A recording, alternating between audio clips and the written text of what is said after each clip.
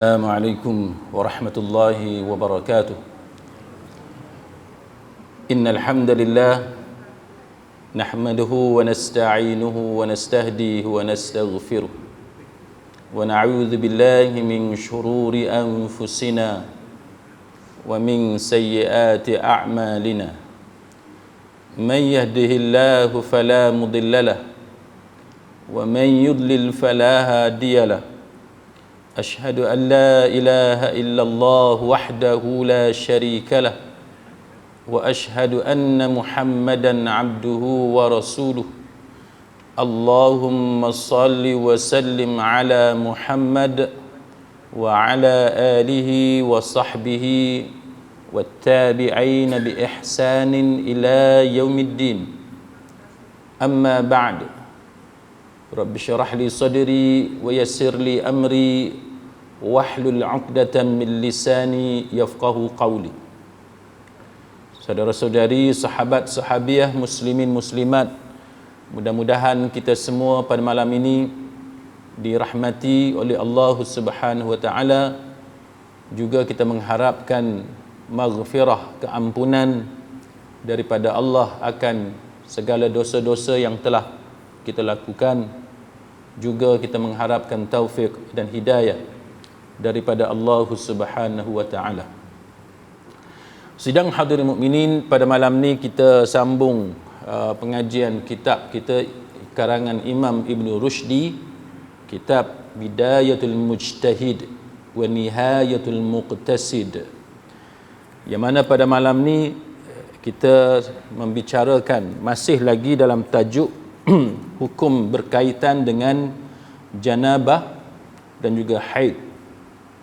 Pada bab yang ketiga, hukum berkaitan dengan janabah dan haid. Baik, sebagaimana yang kita pelajari sebelum ini, janabah ataupun junub ini dia adalah satu istilah yang berkaitan, yang mana kalau dalam bahasa kita bila sebut junub, yang kita fahamnya ia berkaitan dengan hubungan suami isteri ataupun perkara yang berkaitan dengan seksual. Sebenarnya junub satu istilah dalam bahasa Arab, yang mana dari segi bahasanya dia adalah lawan kepada qurb ataupun qarabah, yang maknanya dekat. Junub lawan dia, maknanya junub itu maksud dia jauh, kan? Baik, jauh tu jauh yang bagaimana? Kenapa istilah junub ataupun jauh digunakan bagi tajuk seperti ini? Istilah junub itu digunakan dalam hukum syarak dan diberikan kepada orang yang mengeluarkan, yang keluar air mani ataupun orang yang mengadakan hubungan kelamin, dan disebut sebagai junub. Orang itu dipanggil sebagai junub. Kenapa junub? Sebab apa dia jauh? Jauh ataupun junub itu kerana dia menjauhkan dan meninggalkan perkara yang dilarang oleh syariat ketika dia dalam keadaan tersebut. Itu maksud junub di situ. Maksudnya dia berkewajipan untuk menjauhkan diri, kan, ataupun meninggalkan perkara yang dilarang oleh syarak. Dia tak boleh semayang, kan, dia tidak boleh melakukan perkara-perkara yang telah ditentukan oleh syarak, seperti baca Quran, walaupun ada perbahasan. Nanti kita akan cerita sebagaimana dalam kuliah-kuliah kita sebelum ini. Ini antara definisi yang diberikan oleh Al-Mawsu'ah Al-Fiqhiyah. Jadi bila sebut junub, mana dia perlu menjauhkan diri dia. Yang pertamanya, antara benda yang dibincangkan oleh para fuqaha ialah sembahyang. Sembahyang tu sendiri ulama berbahas apakah maksud sembahyang ataupun tempat sembahyang. Bila tempat sembahyang maknanya masjid. Itu contoh apa yang dibahaskan oleh para ulama. Yang keduanya ialah menjauhkan diri daripada tawaf di Baitillah. Baik, selain daripada itu, berada tetap dalam masjid. Ini antara perkara-perkara yang menjadi perbahasan di kalangan para ulama berkaitan dengan hal seperti ini. Jadi kesimpulan dia, tuan-tuan, bila kita sebut junub, junub maknanya dia perlu menjauhkan diri daripada ibadat-ibadat yang tertentu. Itu yang dikatakan sebagai junub. Baik, dalam agama kita ni tuan-tuan, dia memang ada peraturan. Kan? Dia ada peraturan. Yang mana peraturan itu pelbagai. Dia ada peraturan yang mana kita disuruh beribadat kepada Allah. Dan pada waktu yang lain kita disuruh supaya menjauhkan diri daripada ibadat-ibadat tertentu bila kita berada dalam keadaan yang tertentu. Bukan kata bila asal ibadat maka kita mesti sepanjang masa berada dalam keadaan itu, tidak. Ini agama kita. Kan? Sama sebagaimana agama kita mengajar kepada kita keseimbangan antara dunia dan akhirat dan sebagainya. Jadi ini kepelbagaian yang wujud dalam agama kita. Baik, kalau kita nak faham tuan-tuan sekalian tentang perkara seperti ini, maka antara kisah yang kita boleh lihat sebagai contohnya ialah kisah yang berlaku kepada sahabat Nabi yang bernama Hanzalah, kan? Seorang sahabat yang bernama Hanzalah. Hanzalah ni siapa dia? Wa kana min kuttabi Rasulillah sallallahu alaihi wasallam. Hanzalah ni siapa dia? Dia di antara penulis kepada Rasulullah sallallahu alaihi wasallam. Baik. Dia kata apa? Dia kata laqiyani Abu Bakrin, dia kata dia berjumpa dengan Abu Bakar, faqala kaifa anta ya Hanzalah. Abu Bakar ni dia berjumpa Hanzalah berjumpa dengan Abu Bakar Siddiq. Lalu Abu Bakar tanya kepada Hanzalah, kaifa anta ya Hanzalah?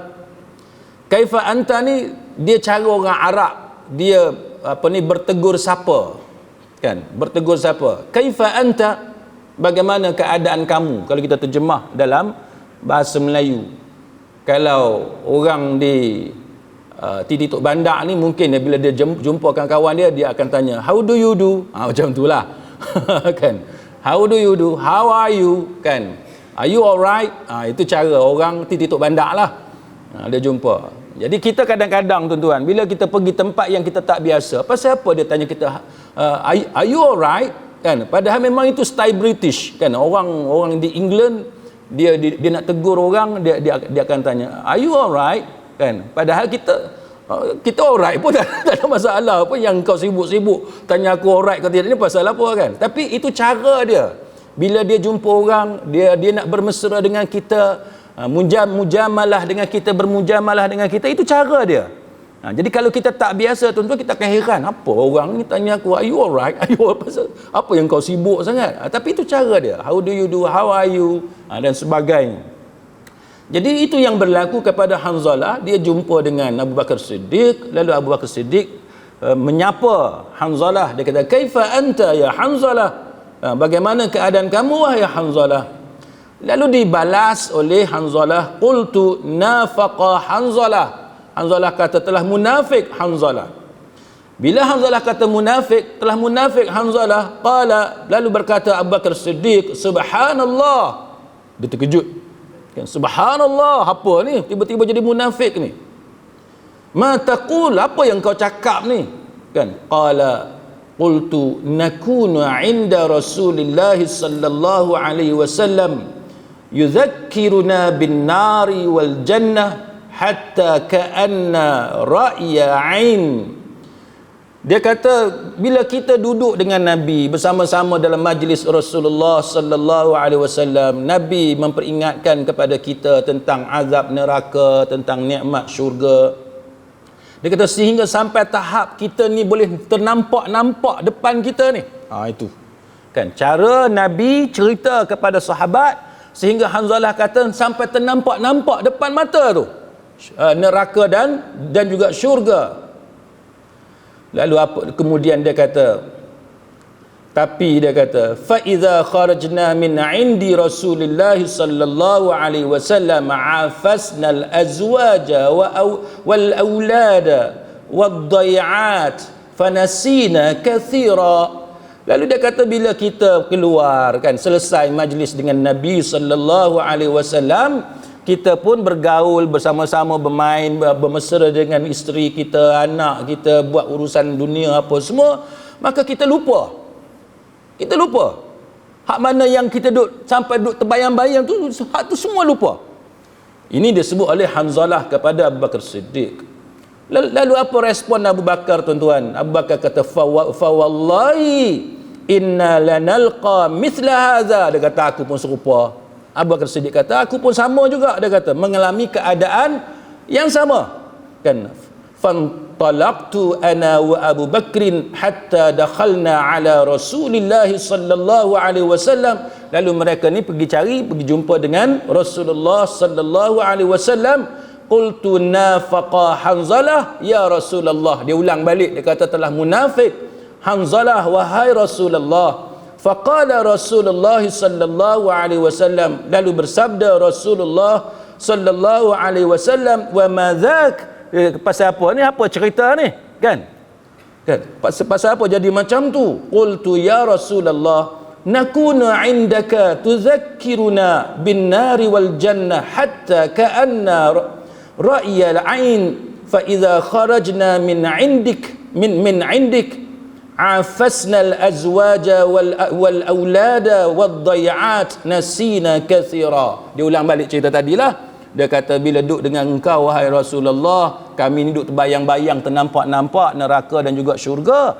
Bila kami selesai keluar daripada majlis engkau wahai Rasulullah, bergaul, bermain, bermesra dengan isteri, dengan anak-anak semua, melaksanakan urusan dunia dan sebagainya, maka kami lupa yang tu.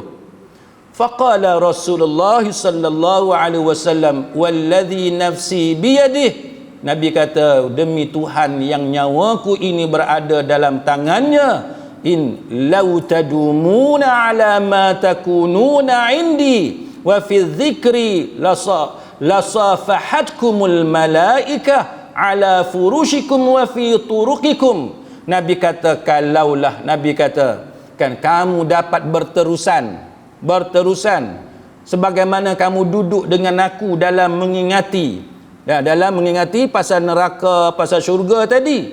Nabi kata, nescaya para malaikat pakat duk pergi shake hand lah dengan kamu. Dia kata, para malaikat ni nanti kalau kamu boleh berterusan macam tu, pergi mana-mana dalam kepala ni duk terbayang azab neraka, duk terbayang nikmat syurga, kan, duk terbayang semua benda yang Nabi cerita tu, duk mana-mana pun duk terbayang yang tu, maka malaikat pakat shake hand lah. Nabi kata, malaikat akan pakat bersalam dengan kamu di tempat tidur kamu dan juga di jalan-jalan kamu. Maksud dia apa, tuan-tuan? Maksud benda tu takkan berlaku lah, kan? Kita ni dia tak sampai level malaikat, sebab yang berterusan dalam mengingati Allah adalah malaikat, kerana malaikat dia tidak ada nafsu.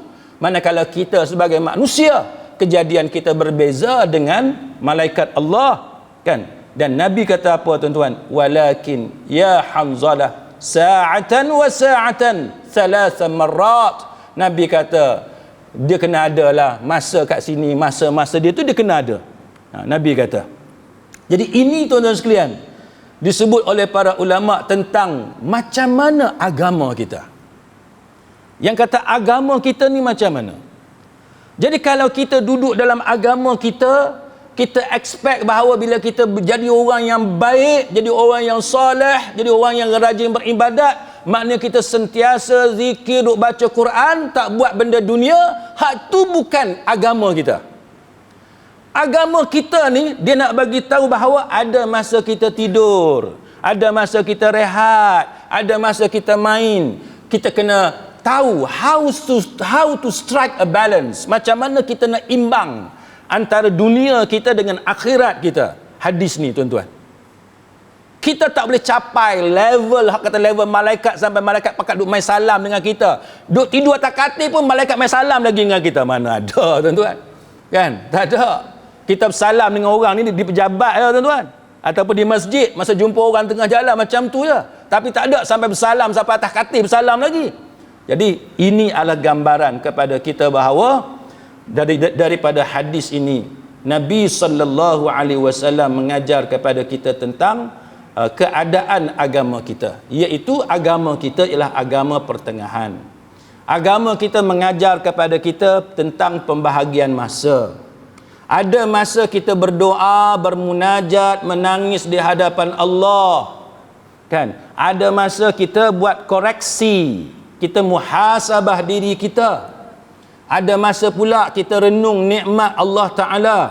Ada masa kita guna enjoy nikmat rezeki yang Allah Ta'ala bagi pada kita. Kita melancong, kita berjalan dan sebab kita berseronok tengok bola dan lain-lain.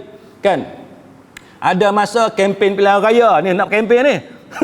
Kan? Kena terlibat juga kempen pilihan raya. Kalau tuan-tuan tak kempen, orang masjid tak kempen, orang baik-baik tak kempen, habis. Politik ni habis dapat orang jahat. Jadi kita orang masjid kena terlibat. Soal tuan-tuan nak masuk politik mana, parti mana, saya tak mahu masuk campur. Yang tu pilihan tuan-tuan. Tapi poinnya ialah urusan dunia jangan kita tinggal. Bab dunia jangan kita tinggal. Bab niaga, bisnes, korporat apa kena ada. Kan orang-orang yang baik. Dan agama juga mengajar kepada kita, ada masa kita makan, ada masa kita minum dan sebagainya. Ini yang kata agama. Kita suami isteri pun tuan-tuan tak boleh sepanjang masa nak cakap pasal Quran je. Ada siapa sini dia bercakap dengan bini dia Quran je, ada tak? Tak ada tuan-tuan. Nabi ajar kepada Hanzalah, sa'atan wa sa'atan ya Hanzalah. Kan ada masa-masa dia. Kalau boleh hak tu bagus sungguhlah kalau boleh, tapi memang tak boleh pun tuan-tuan, tak tercapai oleh kita. Sebab dalam keadaan kita dicipta dalam keadaan macam ni, kita kena terima hakikat bahawa bila kita suami isteri, kita ada anak dan sebagainya, maka kita akan diselang-seli dengan urusan-urusan yang menyebabkan mustahil kita akan sentiasa mengingati tentang soal-soal seperti itu. Kan? Syurga dengan neraka ni sentiasa depan mata kita, yang tu perkara yang susah, yang sangat sukar untuk dicapai, dan itulah yang diberi nasihat oleh Nabi sallallahu alaihi wasallam. Maka ibadat ni tuan-tuan, ada masa dia kita memang disuruh buat, dan ada masa agama kita mengajar kepada kita jauhkan diri daripada ibadat sebab kita terlibat dalam pantang larang yang mana kita tak boleh beribadat dalam keadaan seperti itu. Ini yang kata agama kita. Baik. Jadi sidang hadirin mukminin, maka bila kita berbicara tentang hal ini, kita akan dapati bagaimana ada beberapa ibadat yang para ulama senaraikan, yang mana bila kita berjunub, kita berada dalam keadaan hadas besar, maka kita tidak boleh menunaikannya. Niat yang baik, nak semayang, nak mengingati Allah, itu tidak boleh justify, tak boleh menghalalkan apa yang dilarang dalam agama. Maka Imam Ibn Rushdi tuan-tuan sekalian, dia menyenaraikan perkara-perkara tersebut. Antaranya yang pertama yang disebut oleh Imam Ibn Rushdi, dia kata masalah yang pertama, bila kita berjunub atau kita berhadas besar, maka dia kata ada 3 masalah utama. Ada 3 masalah utama.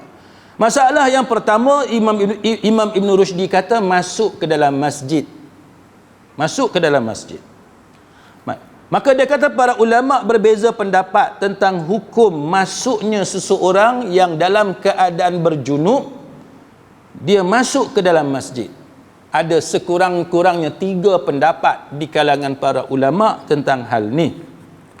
Dia kata kelompok yang pertama melarangnya secara mutlak, masuk sekejap pun tak boleh. Ini pendapat pertama. Siapa dia? Imam Ibn Rushdi kata ini pendapat mazhab Maliki dan ulama-ulama Malikiyah, ulama-ulama yang juga bersetuju dengan pendapat mazhab Maliki ini. Itu yang pertama. Jadi pendapat yang pertama kata kalau berjunub je, nak lalu pun tak boleh, masuk pintu belah sana, keluar pintu belah sini pun tak boleh. Ini mazhab yang pertama, dia kata. Pendapat yang kedua, tak boleh masuk masjid, tapi dia kata pengecualian diberikan kalau kita nak lalu sahaja, kan? Kita tidak berniat nak duduk dalam masjid, maka yang tu dibenarkan.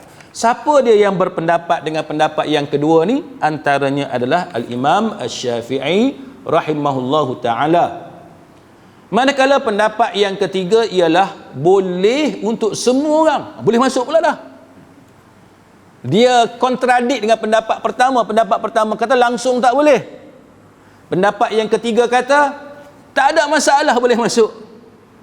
Jadi kalau tuan-tuan nak senang, ambil pendapat nombor 3. Kan boleh masuk, nak duduk dalam masjid pun boleh, nak masuk sekejap pun sementara lagi boleh. Ini pendapat yang ketiga. Siapa yang berpendapat yang kata boleh, tidak ada larangan untuk orang yang berjunub untuk masuk dalam masjid sekejap ataupun lama? Antaranya Imam Ibn Rushdi kata, sepanjang pengetahuan kami, antara yang berpendapat seperti ini adalah Imam Daud Az-Zahiri dan para pengikutnya seperti Imam Ibn Hazam dan sebagainya. Ini antara tokoh-tokoh ulama yang kata junub tidak menghalang kita untuk masuk dalam masjid. Bagi tuan-tuan lah, tajuk macam ni dia relevan ke tak relevan?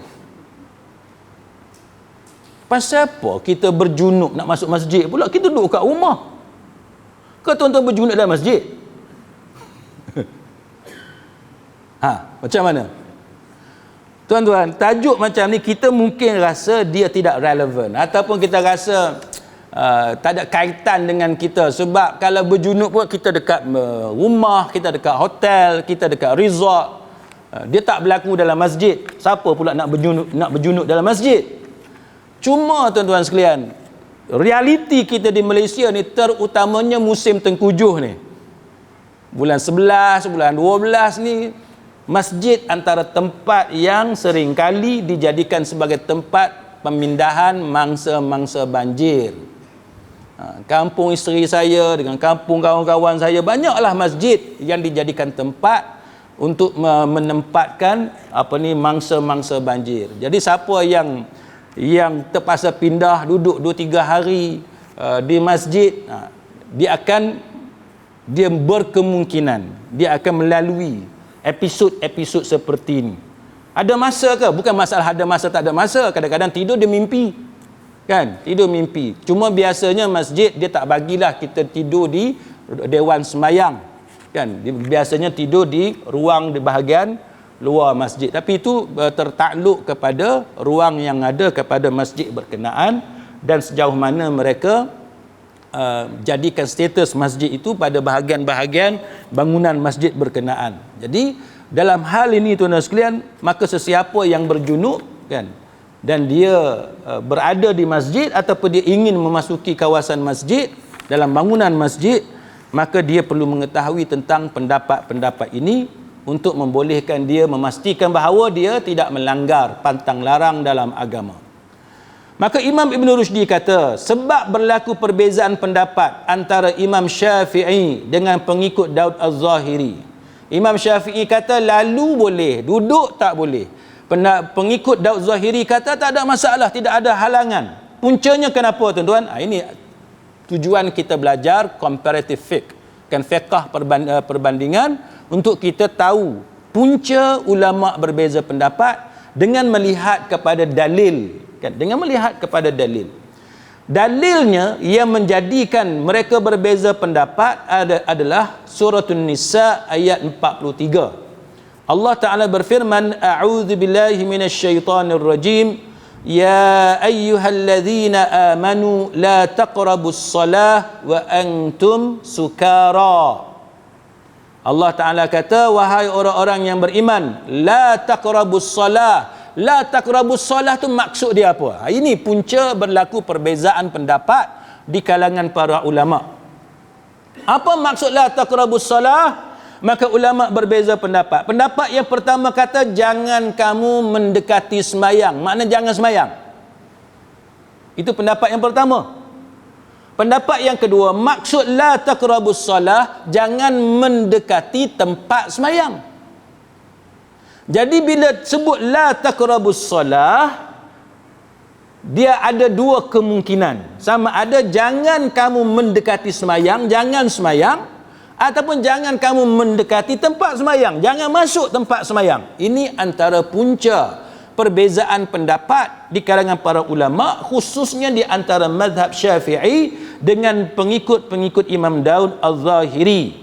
Baik, ini yang di pointed out oleh Imam Ibn Rushdi kepada kita tentang kenapa berlaku perbezaan pendapat di kalangan para ulama tentang ayat ni. Baik, kalau tuan-tuan tengok berkenaan dengan ayat yang kita baca sebentar tadi, apa yang berlaku? Perkara yang berlakunya tuan-tuan sekalian ialah kerana larangan berkenaan dengan kepada orang-orang yang mabuk daripada menunaikan sembahyang. Kalau kita lihat dalam surah An-Nisa ayat tadi, surah An-Nisa, yang mana Allah Ta'ala berfirman, Ya ayyuhalladzina amanu la taqrabus salah wa antum sukara hatta ta'lamu ma taqulun wa la junuban illa 'abiri sabilin hatta taghtasilu wa in kuntum marda aw 'ala safarin aw jaa'a ahadun minkum minal gha'id aw lamastumun nisa falam tajidu ma'an fatayammamu sa'idan tayyiba famsahu biwujuhikum wa aydikum innallaha kana 'afuwan ghafura. Kan, wahai orang-orang yang beriman, janganlah kamu salat sedangkan kamu dalam keadaan mabuk. Baik, pasal apa Allah Ta'ala larang orang-orang yang beriman semayang dalam keadaan mabuk? Sebab zaman dulu tuan-tuan, zaman dulu memang sahabat Nabi minum arak. Sahabat Nabi memang mabuk sebab ketika itu arak belum lagi diharamkan pada masa itu. Maknanya ada pilihan. Siapa nak mabuk jangan semayang. Ini punca ayat ni. Baik. Jadi larangan ini berlaku sebab apa? Sebab bila mabuk mereka silap baca. Kan, bila mabuk akal kita tak ada, kita tak sedar apa yang kita baca. Maka ada di kalangan sebagaimana yang disebut oleh Imam Ibn Katsir rahimahullahu taala, kerana ada di kalangan sahabat ni dia mabuk dan dia semayang, dia baca surah Al-Kafirun, dia silap baca.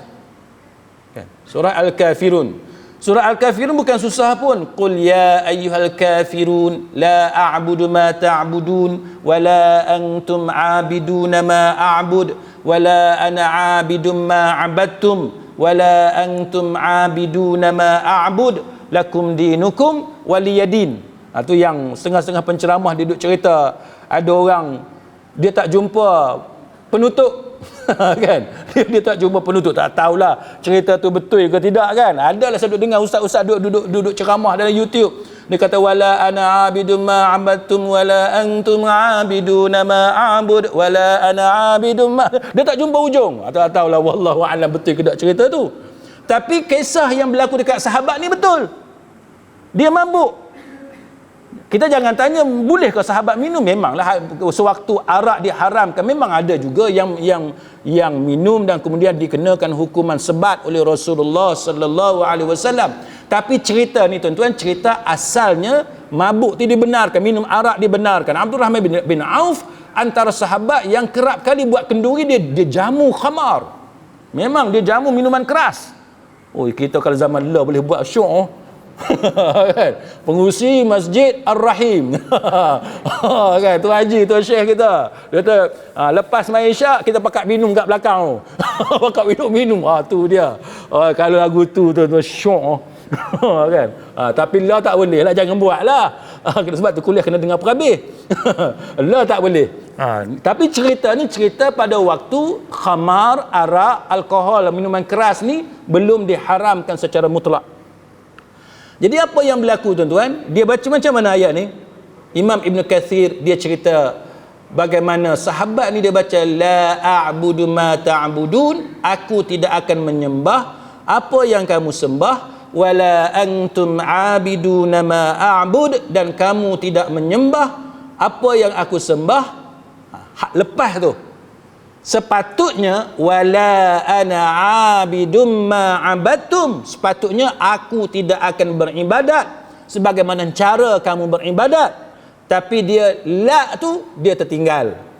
Dia mabuk.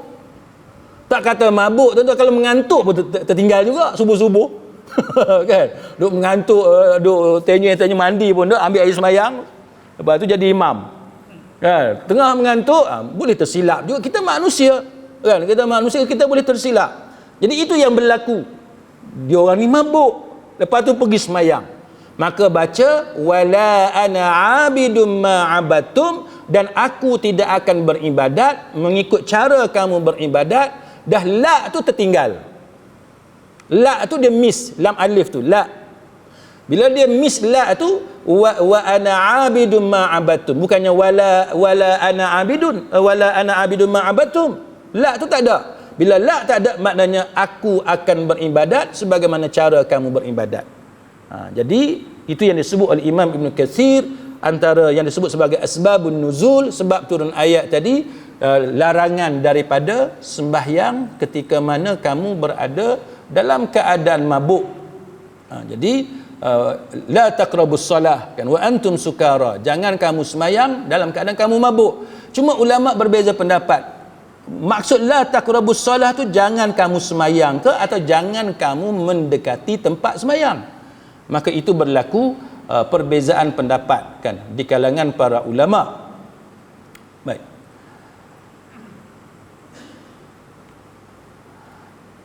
Saya nak sebut satu contoh, tuan-tuan. Macam mana sahabat Nabi ni dalam bab berjunub ni dia sangat hati-hati asalnya.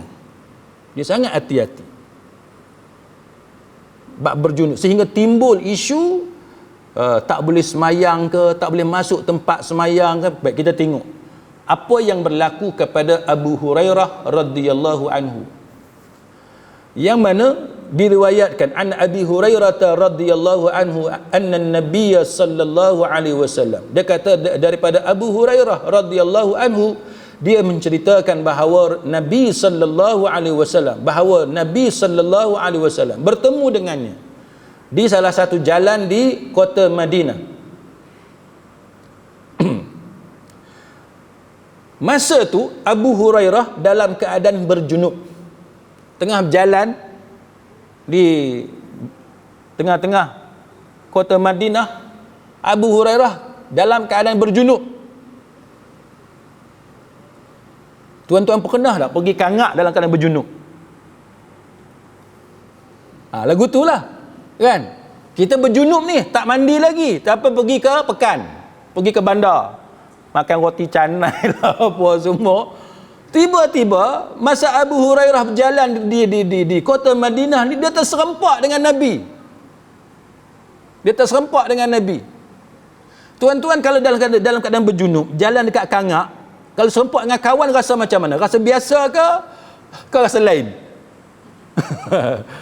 dia macam orang terserempak dengan roadblock lah. Roadblock tak salah apa pun, tapi tiba-tiba je duk-dap macam tu kot. Jadi Abu Hurairah dia berjunub, tiba-tiba dia terserempak dengan Nabi. Lalu apa kata Abu Hurairah? Abu Hurairah kata, aku mengelak daripada Nabi dan aku pergi mandi. Dia mengelak daripada Nabi dan dia pergi mandi. Lepas tu baru dia berjumpa balik, dia berjumpa semula dengan Nabi sallallahu alaihi wasallam. Lalu Nabi tanya dia, kamu pergi mana tadi wahai Abu Hurairah?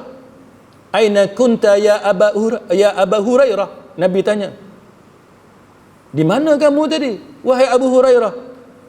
Qala, dia pun cakap tu terang dekat Nabi, dia serba salah, dia cakap tu terang dekat Nabi, kuntu junuban, dia kata tadi aku berjunub, dia kata, dan aku tidak sukalah duduk bersama denganmu wahai Rasulullah dalam keadaan aku tidak suci. Dia mengakulah dekat Nabi. Lalu Nabi pun bersabda, subhanallah, Nabi kata, maha suci Allah, sesungguhnya orang muslim ataupun orang mukmin tidaklah najis. Jadi ulama bila mensyarahkan hadis ni, mereka kata apa, tuan-tuan? Mereka kata bahawa hadis ni menjadi dalil bahawa boleh kita tangguh mandi wajib jikalau tidak bersangkut dengan apa-apa ibadat. Tak bersangkut nak kena semayang ke apa ke. Katalah kita berjunub waktu pagi, zuhur lambat lagi pukul 1 lebih. Kita nak pergi nasi kandak dulu ke nak kena teh tarik dulu ke, sembang ni pilihan raya nak mengundi bila siapa calon apa semua, ada berapa jam tu, tak apa, boleh berjunub, tapi tu dia terbalik meja-meja bercakap bab politik kan, boleh, tak ada masalah. Berdasarkan hadis ni, sebab bila Nabi diberitahu oleh Abu Hurairah yang dia lari tadi sebab dia berjunub dan dia pergi mandi, Nabi kata subhanallah, dan Nabi tidak kata, dan Nabi tidak tegur perbuatan Abu Hurairah. Maknanya boleh tangguh, kan? Boleh tangguh mandi. Ini adalah bentuk keluasan, kan? Mudahnya agama untuk kita. Selagi tidak bersangkut dengan tuntutan ibadat yang tertentu, maka boleh kita tangguhkan mandi wajib. Baik. Kisah ini tuan-tuan sekalian disebut oleh para ulama bahawa banyak perkara yang kita boleh ambil pelajaran. Iaitu antaranya ialah apabila kita lihat sesuatu yang pelik yang berlaku kepada sahabat kita, kita kena bertabayyun, kena tanya pergi mana tadi, apa semua. Jangan kita buat sangkaan yang bukan-bukan. Jangan kita bermudah-mudahan dalam mencela kawan-kawan kita dan sebagainya. Sebagaimana yang berlaku kepada Abu Hurairah, Nabi SAW tanya kepada Abu Hurairah, kan, kenapa gitu, kenapa ini dan sebagainya. Itu contoh yang baik yang ditunjukkan oleh Abu Hurairah. Baik. Kemudian tuan-tuan sekalian, Imam Ibn Rushdi dia sebut bahawa selain daripada itu, masalah yang kedua ialah menyentuh mushaf Al-Quran. Yang ni kita dah sebut dalam pengajian kita yang lalu, cuma kita baca sekali lalulah. Sekelompok ulama menyatakan bahawa orang yang berjunub boleh hanya sekadar menyentuhnya. Ada yang kata boleh. Sedangkan ulama lain melarangnya. Mereka adalah di kalangan ulama yang melarang seorang yang berjunub untuk menyentuh mushaf ketika tidak berwudu. Cerita dia ni tuan-tuan sama dengan perbahasan kita dulu masa kita cerita berkenaan dengan wudu. Cerita dah sama je. Maka Imam Ibn Rushdi kata sebab perbezaan pendapat di kalangan para ulama ini ialah sebab-sebab yang terdapat pada larangan menyentuh mushaf bagi orang yang tidak berwudu. Cerita dia sama, iaitu berkisar pada surah Al-Waqi'ah ayat 79. La yamassuhu illal mutahharun. Kan, tidak menyentuhnya kecuali hamba-hamba yang disucikan. Jadi apa maksud mutahharun itu? Itu yang kita bincang dalam pengajian yang lalu pasal malaikat dan sebagainya. Dan kemudian antara pendapat yang kita sebut ialah bahawa boleh walaupun kita tidak berwudu tapi kita menyentuh mushaf. Itu antara yang telah kita huraikan. Dan Imam Ibn Rushdi kata kami telah menghuraikan sebab perbezaan pendapat dalam ayat ini, dan ini pula yang merupakan sebab perbezaan pendapat ulama dalam hal hukum berkaitan dengan wanita haid yang menyentuh mushaf. Baik, kemudian masalah yang ketiga, membaca Al-Quran. Para ulama berbeza pendapat dalam masalah ini. Jumhur ulama melarang orang yang berjunub daripada membaca Al-Quran, manakala sekelompok ulama membolehkan kita membaca Al-Quran walaupun kita berjunub. Kenapa berlaku perbezaan pendapat ulama? Kerana banyaknya kemungkinan penafsiran daripada hadis Sayyidina Ali radhiyallahu anhu yang mengatakan sesungguhnya tidak ada yang menghalang Rasulullah sallallahu alaihi wasallam untuk membaca Al-Quran kecuali janabah. Hadis Ali ni dia kata apa? Ali kata tidak ada yang halang Nabi untuk baca Quran kecuali junub. Maknanya Ali kata hanya junub sahaja yang menghalang Nabi daripada membaca Quran. Ulama berbeza pendapat. Sebab apa ulama berbeza pendapat? Kerana mereka berbeza pendapat tentang status hadis ni, hadis Ali. Ada di kalangan mereka kata hadis Abu Daud ini, dalam Sunan Abu Daud ni, hadis ni dhaif. Baik. Manakala ada ulama seperti Imam Ibn Khuzaimah dan juga Az-Zahabi dia kata sahih. Manakala Al-Albani rahimahullahu taala dia kata hadis ni dhaif. Maka dengan sebab itu ulama berbeza pendapat. Sebab apa? Sebab berpunca daripada mereka berbeza pendapat tentang status hadis tadi. Mana siapa yang kata hadis ni sahih, maka mereka kata junub tak boleh baca Quran. Siapa yang kata hadis ni dhaif, maka mereka kata bahawa hadis ni tak boleh jadi dalil. untuk menghalang kita daripada baca Quran walaupun kita berjunub. Itu punca perbezaan pendapat di kalangan para ulama. Jadi kalau tuan-tuan tengok ada orang walaupun dia berjunub dia baca Quran, maka kita jangan jangan terburu-buru kan menegurnya. Berkemungkinan dia berpegang kepada pendapat yang kedua tadi. Kan? Berkemungkinan dia berpegang kepada pendapat yang kedua tadi. Cuma kita tak tahulah orang baca Quran tu dia berjunub ke tidak. Macam mana kita nak tahu? Bukan ada tanda lampu merah, lampu hijau, lampu kuning, tak ada tanda. Kan? Orang ada wuduk tak ada wuduk pun kita tak tahu. Kan? Ada wuduk ke tak ada wuduk kita tak tahu. Ke tuan-tuan boleh cam, ada nur. Orang berwuduk dia ada nur, cahaya muka dia. Tak ada. Abu Lahab pun digelar Abu Lahab pasal apa? Muka dia bercahaya. Kan? Jadi kita tak ada tanda. Benda yang tidak ada tanda. Baik. Sekelompok ulama, sini azan dulu kah? Azan dulu. Azan.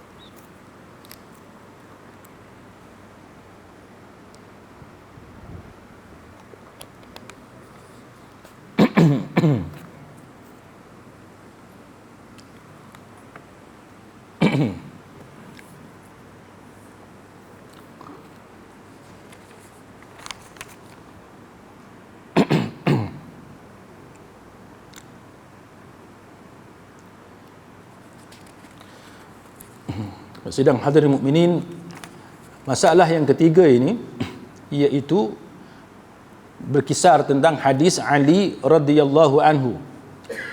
Sesungguhnya tidak ada yang menghalang Rasulullah sallallahu alaihi wasallam untuk membaca Al-Quran kecuali janabah.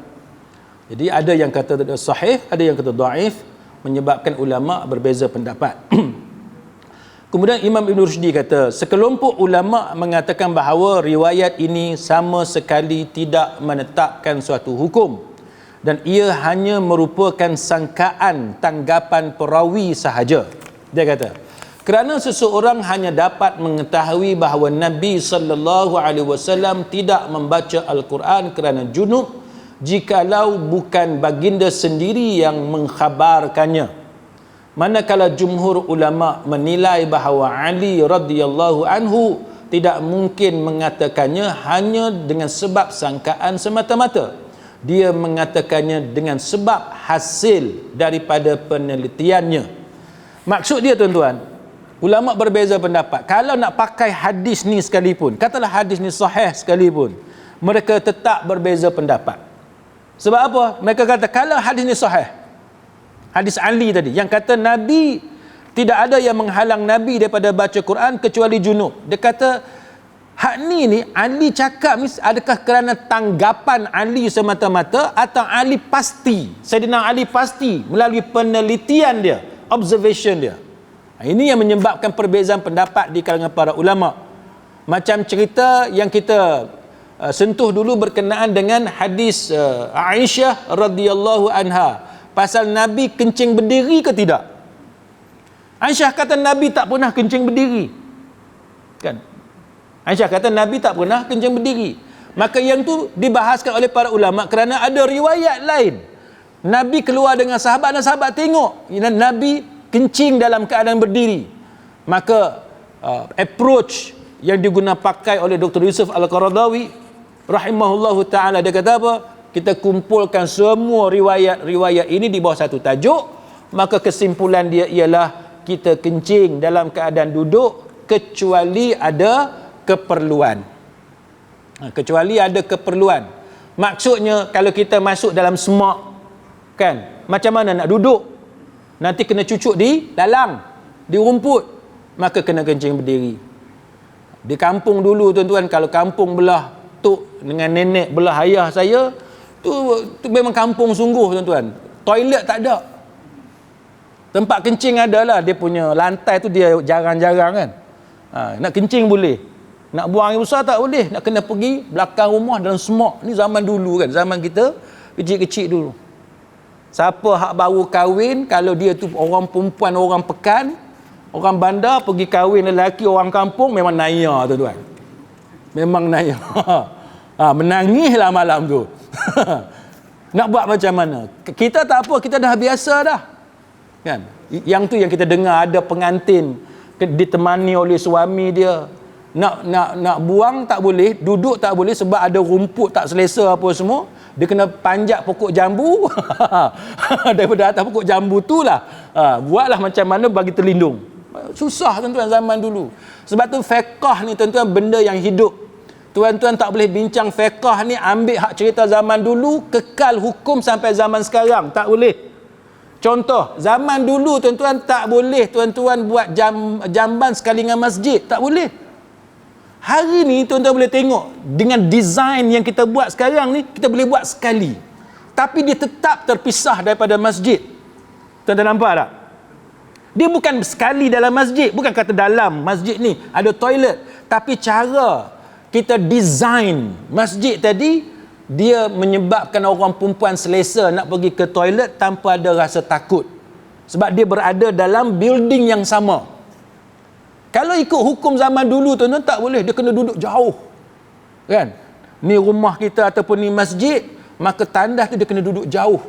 Rumah zaman dulu pun macam tu. Tempat buang air besar ni, qada hajat ni tuan-tuan, tak boleh duduk dalam rumah sebab kotor. Dia kena duduk jauh daripada rumah. Saya tak tahulah dia perlis, saya rasa lebih kurang kot. Sama lebih kurang ya. Di Kelantan, di Terengganu tuan-tuan saya pergi zaman saya kecil-kecil, semua jamban jauh daripada rumah.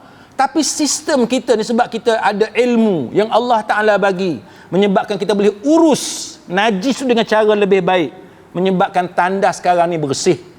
Kan? Tandas sekarang ni bersih. Tuan-tuan masuk tandas, dia bau hancing tu, kita tahu dah pasal apa.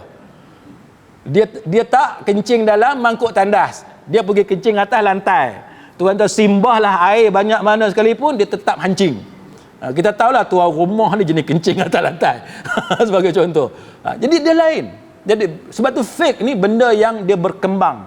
Kan? Sebab tu yang saya sebut dalam pengajian kita awal-awal tu, saya sebut bagaimana bila tuan-tuan bermula, tuan-tuan mula belajar fake, tuan-tuan akan belajar tentang asy-syari'atul islamiyah allati la tataghayyar bi taghayyuriz zaman wa makan. Kan, syariat Islam, hukum hakam agama yang tidak berubah dengan perubahan zaman dan tempat. Dia tak berubah. Daripada dulu sampai lah tak berubah. Semayang 5 waktu, dia tak berubah. Tapi ada juga asy-syari'atul islamiyah allati tataghayyar bi taghayyuriz zaman wa makan. Hukum hakam agama syariat Islam yang berubah dengan perubahan zaman dan tempat. Sebab tu kita nak kena tengok tuan-tuan sekalian perkara-perkara yang seperti itu. Jadi bila belajar fiqh, kita kena lihat juga kepada keadaan-keadaan semasa.